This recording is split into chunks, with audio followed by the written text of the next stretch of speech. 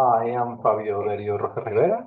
I'm 44 years. I'm from Seca Pasto. And this is the video for the task about talking. Introduction of the topic. Violent video games, good games should be banned. Um, I have some arguments about the video games should be banned, but I got three arguments in favor and got three arguments against. Let's begin by the arguments in favor. This is one argument. Lack of direct correlation. Many studies have found no clear evidence linking video game games to violent behavior. Research by the American Psychology Association, APA, suggests that there is no definitive proof that violent video games cause real-life aggression. The relationship between video games and violent behavior is often overstated. In fact, countries with high level of video games consumption, like Japan, obtain how low violent crime rates. This strongly indicates that other factors might play a bigger role and influence behavior. Second argument, research of aggression and behavior. According to the studies reviewed by the APA, the link between violent video games and aggression is weak. Many of these studies fail to consider external influences such as family life, social environment, or mental issues, which can be more significant in shaping an individual behavior.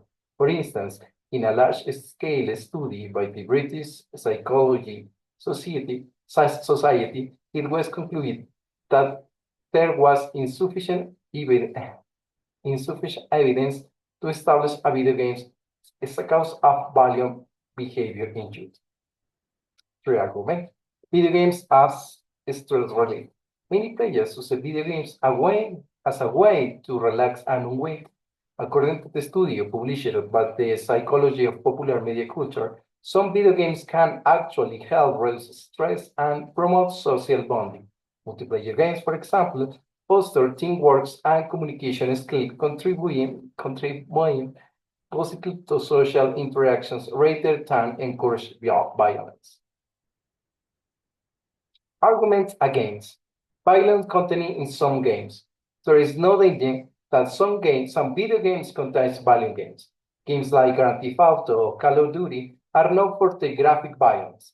Critics argue the prolonged exposure to such content may desensitize players to real-world violence, making it easy for some individuals to act aggressively in certain situations.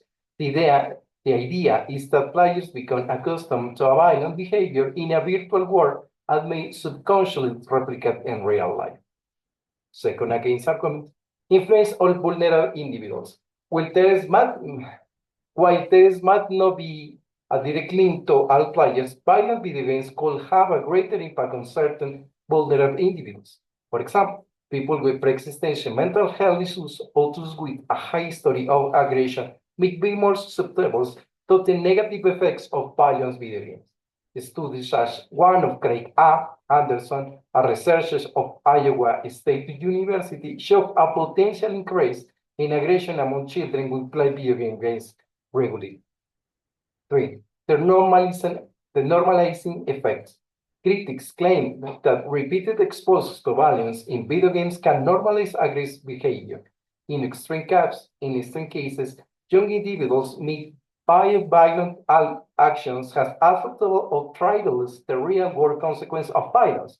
This could be particularly harmful if the individual lacks appropriate guidance for parents or mentors. In some of my experience, the video games are not I don't think that video games cause violence. As I mentioned, they have many advantages they have many advantages. In my personal experience, the video games provide scenarios that I could never experience in real life. It's similar to literature, cinema, other forms of art, and they transport the players to these worlds. In conclusion, the relationship between video games and violent behavior is complex. When some studios have no significant connection, others suggest that violent content in games might negative effects in specific individuals. in my concept, the video games dot is related with the violence. Thank you very much.